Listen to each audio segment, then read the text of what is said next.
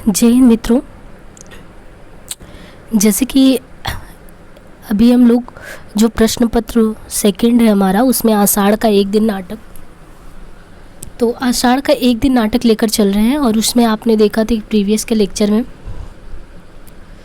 नाटक में ये हुआ कि मल्लिका जो होती है वो कभी कालिदास नहीं जाना चाहते हैं उज्जैनी, फिर भी उनको अंततः मना ही लेती है और फिर वो निकल चलते हैं, बहुत दुखी होके जाते हैं। लेकिन मल्लिका विदा कर देती है। विदा करने के बाद वो अपने को रोक नहीं पाती है, बहुत रोती है और उसकी माँ उसको सांत्वना देती है, समझती है। इसके बाद आज अंक 2 कुछ वर्षों के अनंतर, यानी नाटक में ये दिखाया गया कि कुछ सालों के बाद, देखें कुछ सालों के अंतराल पे, तो स्थिति वही है कि प्रकोष्ठ है, जैसे नाटक में होता है। प्रकोष्ठ की स्थिति में पहले से कहीं अंतर आ गया है। यानी जहाँ पे ये लोग रहते थे, जो हमेशा इनका प्रकोष्ठ सजा धजा रहता था, साफ सफाई रहती थी, आज वो वीरान सी जान पड़ती थी। क्योंकि अब मल्लिका कवि कालिदास के जाने से संत्रास्तावस्था में रहती थी, उसको उतनी खुशहाली नहीं रहती थी। और माँ की मल्लिका जो थी, मल्लिका की माँ अंबिका, अब वो भी स्वास्थ्य की दृष्टि से उतनी सही नहीं रहती है। तो जो भी है स्थिति बहुत ही उलझाव के टाइप में है। इस तरह उनके प्रकोष्ठ के दृश्य के बारे में बताया गया है कि प्रकोष्ठ की स्थिति में पहले से कहीं अंतर आ गया है। लिपाई कई स्थानों से उखड़ रही है। गेरू से बने स्वास्तिक, शंख और कमल अब बुझे बुझे से हैं। चूल्हे के पास पहले से बहुत कम बर्तन है। कुंभ केवल 2 हैं और उन पर ऊपर तक काई जमी है। आसन पर कुछ भोजपत्र बिखरे हैं, कुछ एक रेशमी वस्त्र में बंधे हैं। आसन के निकट एक टूटा मोढ़ा है जिस पर भोजपत्र सीकर बनाया एक ग्रंथ रखा गया है। देखिए, आसन के निकट एक टूटा मोढ़ा है जिस पर भोजपत्र सीकर बनाया गया एक ग्रंथ रखा है। चूल्हे के निकट कोने में रस्सी बंधी है जिस पर कुछ वस्त्र सूखने के लिए एक तरीके से डाले गए हैं। अधिकांश वस्त्र अगर देखें तो अधिकांश वस्त्र फटे हैं और उन पर जगह जगह टांकियाँ लगी हैं। एक टूटा मोड़ा डेयरी के द्वार पर पास रखा है। चौकी एक ही है जिस पर बैठी मल्लिका खरल में औसत पीस रही है। अंदर बिछे तल्प का कोना उसी तरह दिखाई देता है। अंबिका तल्प पर लेटी है। बीच बीच में वो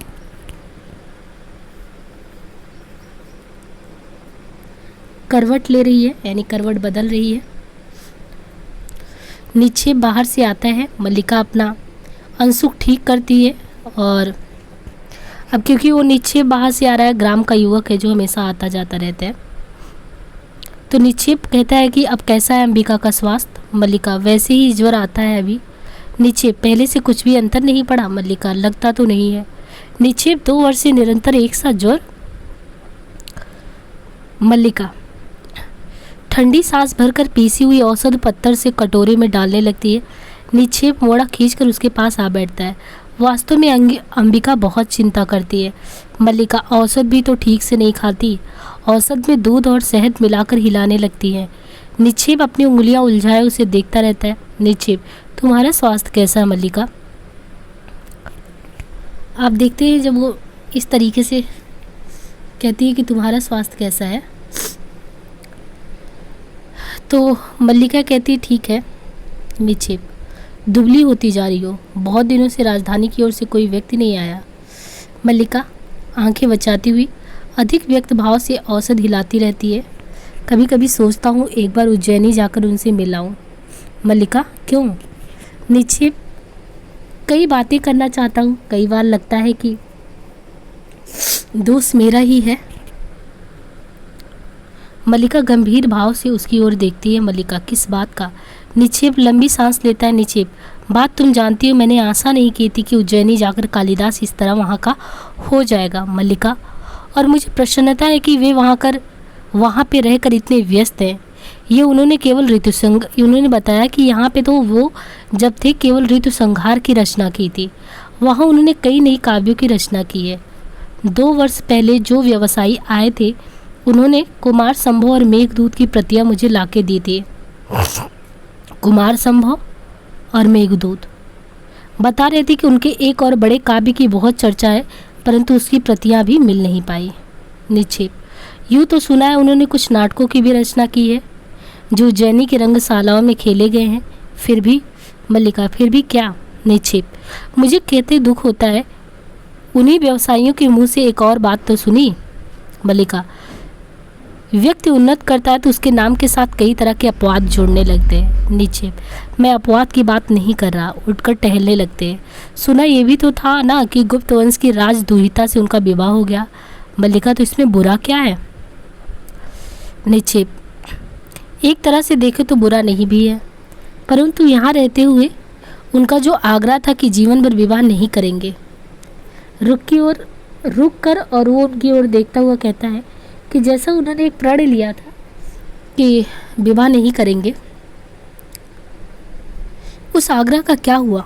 उन्होंने ये नहीं सोचा कि उनके इसी आग्रह की रक्षा के लिए तुमने आज तक विवाह नहीं किया। अंबिका, उनके प्रसंग में मेरी बात कहीं नहीं आती। मैं अनेकानेक साधारण व्यक्तियों में से एक हूँ, वे असाधारण हैं, उन्हें जीवन में असाधारण का ही साथ चाहिए था। सुना है राजदूहिता बहुत विदुषी है। निक्षेप, हाँ सुना है, बहुत शास्त्र दर्शन पढ़ी है। मैंने कहा ना कि एक तरह से देखे तो इसमें कुछ बुरा नहीं है, परंतु दूसरी तरह से देखने पर बहुत ग्लानि होती है। मल्लिका, इसके विपरीत मुझे अपने से ग्लानि होती है कि ये ऐसी मैं उनकी प्रगति में बाधा भी बन सकती थी। आपके कहने से मैं उन्हें जाने के लिए प्रेरित ना करती तो कितनी बड़ी क्षति हो जाती। निक्षेप, यही तो दुख है कि मेरे कहने से तुमने ऐसा किया, नहीं तो आज तुम्हारा ये हाल नहीं होता। मल्लिका, मेरे जीवन में पहले से क्या अंतर आया है? पहले माँ काम करती थी, अब वे अस्वस्थ है, मैं काम कर लेती हूँ। नीचे बाहर से तो इतना ही अंतर लगता है। मल्लिका कहती, केवल इतना ही अंतर? औषध लिए खड़ी होती है, माँ को औषध दे दूँ, अभी आती हूँ। अंदर चली जाती है और अंबिका को सहारे से उठाकर औषध पिलाती है। अंबिका पीकर सिर हिलाती है। निक्षेप टहलता हुआ झरोखे के पास चला जाता है। बाहर घोड़े की टापों के शब्द सुनाई देते हैं जो पास आकर दूर चले जाते हैं। निक्षेप झरोखे से सटा देखता रहता है। अंबिका औसत पीकर लेट जाती है। मल्लिका बाहर आ जाती है और किवाड़ के पास रुककर अंबिका की ओर देखती है। मल्लिका, माँ ठंड लगती हो तो किवाड़ बंद कर दूँ? अंबिका सिर हिलाती है। मल्लिका किवाड़ बंद कर देती। निक्षेप झरोखे के पास से हट जाता है। निक्षेप, लगता है आज फिर कुछ लोग बाहर से आए हैं। मल्लिका, कौन लोग बाहर से आए हैं? निक्षेप, संभवतः राज्य के कर्मचारी हैं। दो वैसी ही आकृतियां मैंने देखी जैसे तब देखी थी जब आचार्य कालिदास को लेने आए थे। मल्लिका थोड़ा सिहर जाती है। मल्लिका, वैसी ही आकृतियां? अपने भाव को दबाकर हंसने का प्रयत्न करती है। जानते हैं माँ इस संबंध में क्या कहती हैं? कहती है कि जब भी ये आकृतियाँ दिखाई देती हैं कोई ना कोई अनिष्ट काम होता है, कभी युद्ध कभी महामारी, परंतु पिछली बार तो ऐसा कुछ नहीं हुआ। निक्षेप, नहीं हुआ? मल्लिका आंखें बचाती हुई गीले वस्त्रों को देखने में व्यस्त हो जाती है। मल्लिका, क्या हुआ? और जो हुआ वो तो अच्छा ही था ना। दो एक वस्त्रों को उतार कर फिर रस्सी पर फैला देती है। हवा में आजकल इतनी नमी रहती है कि वस्त्र घंटों नहीं सूखते। फिर टापों का शब्द सुनाई देता है। निक्षेप फिर झरोके के पास जाता है। सहसा उसके मुंह से आश्चर्य की ध्वनि निकल पड़ती है। निक्षेप, है नहीं, परंतु नहीं कैसे? टापों का शब्द दूर चला जाता है। निक्षेप उसे जिस सा झरोके के पास से हटकर आता है। मल्लिका सहसा उत्तेजित क्यों हो उठे? यार निक्षेप, क्या बात है? निक्षेप, मैंने अभी एक और आकृति को घोड़े पर जाते देखा। मल्लिका, तो क्या हो गया? आपको भी माँ की तरह अनिष्ट की ही आशंका हो रही है क्या? निक्षेप, वह एक बहुत परिचित आकृति है। मल्लिका, परिचित आकृति? निक्षेप, मुझे विश्वास है वह स्वयं का कालिदास है। मल्लिका हाथ के वस्त्र को पकड़े स्तंभित सी रहती है। मल्लिका, कालिदास, ये कैसे संभव है? निक्षेप, मैंने अपनी आंखों से देखा, वे घोड़ा दौड़ाते पर्वत शिखर की ओर गए हैं इस राजसी वेशभूषा में, और कोई उन्हें नहीं पहचान पाए। निक्षेप की आंखें पहचानने में भूल नहीं कर सकती। मैं अभी जाकर देखता हूँ। राज्य कर्मचारी भी अवश्य उन्हीं के साथ आए होंगे। उसी उत्तेजना में चला जाता है। मल्लिका, वे आए और पर्वत शिखर की ओर चले गए। अपनी उंगली को दांत से काटती और पीड़ा का अनुभव होने पर देखिए उसको अंदर से पीड़ा होता कि आएंगे और बिना मिले कैसे जा सकते हैं।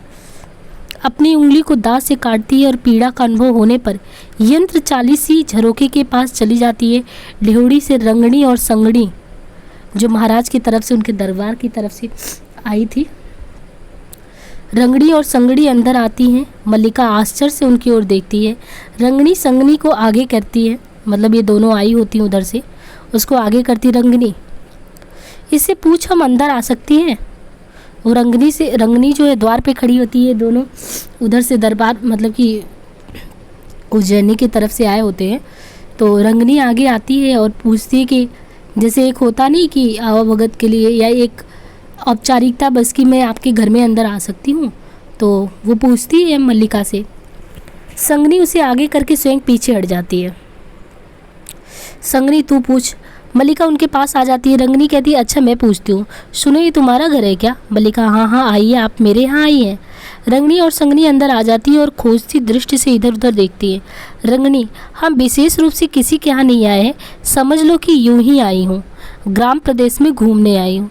संगनी हम यहाँ के घर देखना चाहते हैं। रंगनी और यहाँ के जीवन का अध्ययन भी करना चाहते। संगिनी कहती है मैं पहले परिचय दे दूँ, ये है रंगड़ी, उज्जैनी की नाट्य केंद्र में नृत्य का अभ्यास करती है, नाटक लिखने में भी इसकी रुचि है। रंगड़ी कहती ये है संगिनी, उसी केंद्र में मृदंग और बीड़ा वादन सीखती है, बहुत सुंदर प्रणय गीत लिखती है। अब गद्य की ओर आ रही है और तुम्हारा परिचय। तो ये जब अपना अपना परिचय दे लेती हैं तो उनसे पूछती हैं मल्लिका से कि तुम अपना परिचय दो। मल्लिका कहती कुछ भी उत्तर ना देकर आश्चर्य से उनकी ओर देखती रहती है। संगनी कहती तुम अपना परिचय तुमने नहीं दिया। मल्लिका मेरा परिचय कुछ भी नहीं है, आइए यहाँ आसन पर बैठिए। संगनी हम बैठने के लिए नहीं, अध्ययन करने के लिए आए हैं। इस स्थान को आप लोग क्या कहते हैं? मतलब वो जहाँ पे बैठती है, एक्चुअली उसको राज्य की तरफ से भेजा गया था कि जहाँ कभी कालिदास जैसे ऐसे विद्वत जन का जन्म हो, उस स्थान को देखना चाहिए, वहाँ का भ्रमण करके एक एक चीज़ वहाँ के लिए हमारे लिए सम्मान की बात होगी अगर हम उन चीज़ों को जानें। तो बेसिकली ये राज्य की तरफ से रंगनी और संगनी आई होती हैं अध्ययन के लिए कि यहाँ की एक एक चीज़ को, कि कैसे उन्होंने इतने बड़े बड़े काव्यों का रचना किया, वहाँ का वातावरण कैसे रहा, उस धरती ने इस विद्वत को जन्म कैसे दिया, इन सारी चीज़ों के अध्ययन के लिए वो आई होती है। और जैसे ही वो बैठती है, आसन ग्रहण करती है, तो पूछती है कि ये जो हम बैठ रहे हैं इसको आप लोग क्या कहते हैं यहाँ की लैंग्वेज में? मल्लिका कहती किस स्थान को? रंगनी कहती इसका अभिप्राय सारे स्थान से जहाँ इस समय हम हैं। उज्जैनी में हम इसे प्रकोष्ठ कहते हैं, यहाँ तुम लोग क्या कहते हो? मल्लिका कही कि हम भी तो प्रकोष्ठ ही कहते हैं। रंगनी कही प्रकोष्ठ को तुम लोग भी प्रकोष्ठ कहते हो? फिर पूछती है कुंभों के निकट जाकर एक कुंभ को छूती है, इसे? मल्लिका कहती कुंभ, रंगड़ी कहती कुंभ, प्रकोष्ठ को प्रकोष्ठ और कुंभ को कुंभ। निराशा से कंधे हिलाती है, उनको लगता है कि विचित्रता लगती है कि प्रकोष्ठ और कुंभ ये लोग भी कहते हैं। राजसी ठाट बाट जो होता है, जहाँ पे जैसी भाषा का प्रयोग होता है वही सेम चीज़ यहाँ भी होता है, यानी कोई भी अंतर नहीं है। संगनी कहती है देखो यहाँ के कुछ स्थानीय शब्द नहीं है क्या? मल्लिका हतप्रभ सी उनकी ओर देखती रहती है। मल्लिका स्थानीय शब्द क्या होता है? संगनी हाँ आंचलिक शब्द, जैसे पतंजलि ने लिखा है ना कि यदा को कुछ लोग यरवा बोलते हैं, तदा को तरवा बोलते, यरवाड़ अस्तवड़ी ऋषियों बुभु। मल्लिका मुझे इतना ज्ञान नहीं है। संगनी कुछ निराशा से आसन पर बैठ जाती है। रंगनी घूमकर प्रकोष्ठ की एक एक वस्तु का निरीक्षण करती है। मल्लिका संगनी के पास चली जाती है। संगनी देखो हम कुछ ऐसी बातें जानना चाहते हैं जिनका संबंध यहाँ की और केवल यहाँ के जीवन से हो। मतलब वो कह रही कि हम कुछ चीज़ें यहाँ पे ऐसा अध्ययन करने आए हैं जो खासियत सिर्फ यहीं की भूमि में हो, क्योंकि कवि कालिदास को इसी भूमि ने जन्म दिया, तो कुछ तो खासियत होगी।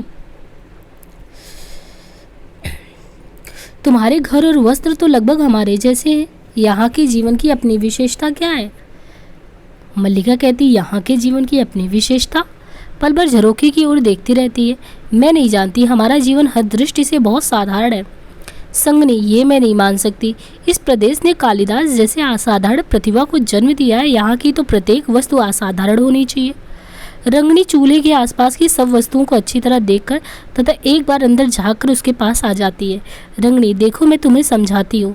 बात यह है कि राजकीय नियोजन से हम दोनों कवि को कालिदास के जीवन की पृष्ठभूमि का अध्ययन कर रहे हैं। तुम समझ सकती हो कि ये कितना बड़ा और महत्वपूर्ण काम है, परंतु यहाँ घूमकर हम लोग तो लगभग निराश ही हो रहे हैं। मतलब कि हमें कुछ काम का नहीं मिल रहा है, यहाँ कुछ सामग्री तो है ही नहीं। संगनी, अच्छा यहाँ के कुछ वनस्पतियों के नाम बताओ। मल्लिका, कैसी वनस्पतियाँ? संगनी कहती है, अरे वनस्पति के बारे में वो तो जैसे कालिदास ने कुमार संभव में लिखा है, भास्वान्ति रत्नानि महोदिष्टाम। ये प्रकाश देने वाली औषधियाँ कौन सी होती है? मल्लिका, औषधियाँ प्रकाश नहीं देती। संगनी उठ खड़ी होती है, संगनी, औषधियाँ प्रकाश नहीं देती। तुम्हारा अभिप्राय ये कि कालिदास ने जो लिखा वो झूठ है? मल्लिका, उन्होंने कुछ भी झूठ नहीं लिखा, उन्होंने तो लिखा है कि, फिर आगे वो नहीं बोलती। रंगनी, रहने दो संगनी, ये यहाँ के संबंध में विशेष कुछ नहीं जानती। संगनी भी निराशा से मुँह लटकाकर उड़ जाती है। संगनी कहती, अच्छा तुम्हारा बहुत समय नष्ट किया, क्षमा करना, चल। रंगनी दोनों चली जाती है। मल्लिका ड्योढ़ी का किवाड़ बंद कर देती है, आसन के पास जाकर नीचे बैठ जाती है और बिखरे पृष्ठों पर सिर टिका देती है।